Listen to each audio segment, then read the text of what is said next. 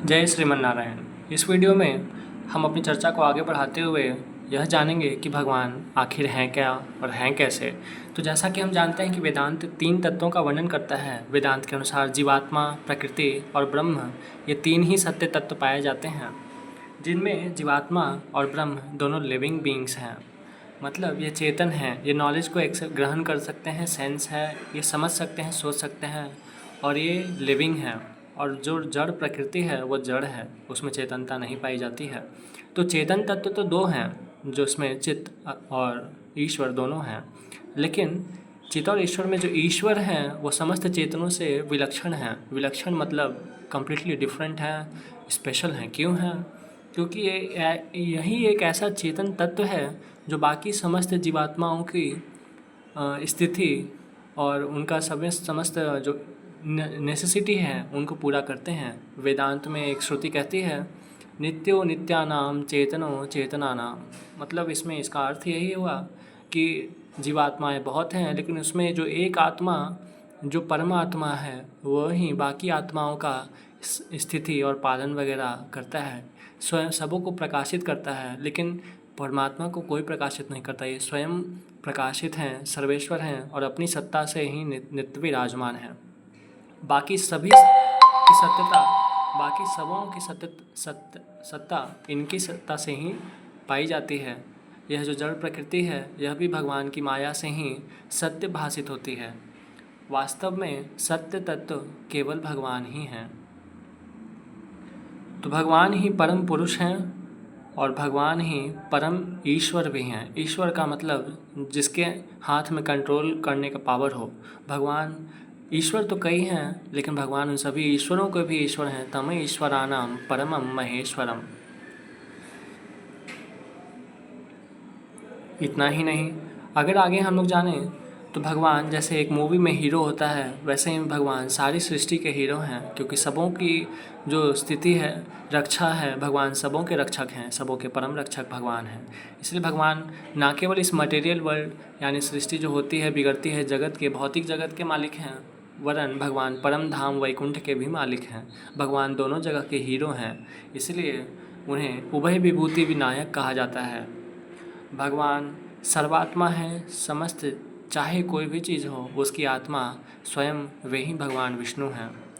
और भगवान महतो महीयान अणुओर अनीयान, मतलब सबसे बड़ा जो है उससे भी भगवान महान हैं, और जब सबसे छोटा है उससे भी भगवान छोटे हैं।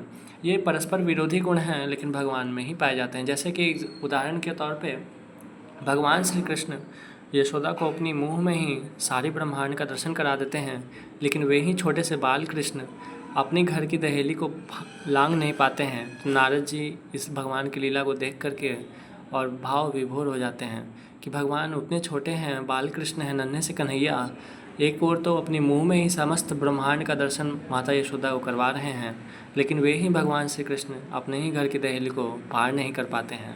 तो भगवान के मुंह में ही सारा ब्रह्मांड समाया हुआ है, लेकिन भगवान एक छोटी सी अपनी घर की सीढ़ी को भी पार कर नहीं पाते हैं। यही भगवान का ऐश्वर्य है और यही भगवान का माधुर्य है।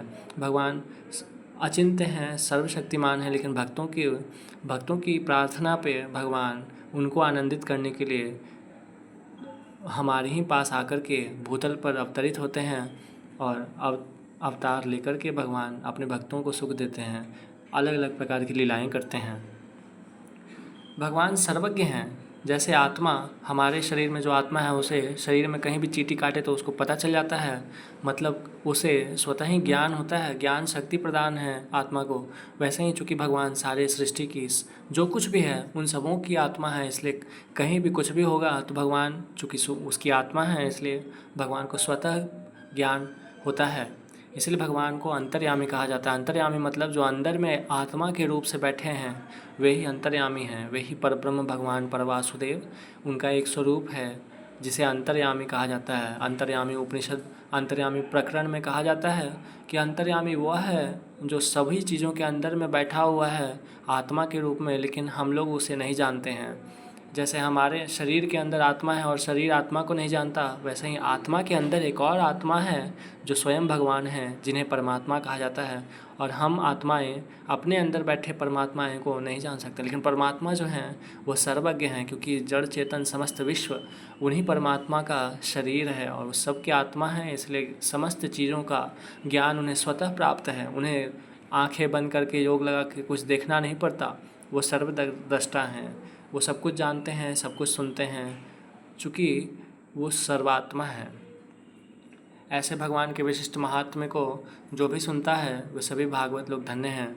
हम आपसे प्रार्थना करेंगे कि आने वाले वीडियोस और पीछे वाले वीडियोस को भी देख करके और उसके बाद फिर इसी फ्लो को कंटिन्यू रखें, ताकि आप भगवान विष्णु के बारे में और जान पाएँ। जय श्रीमन्नारायण।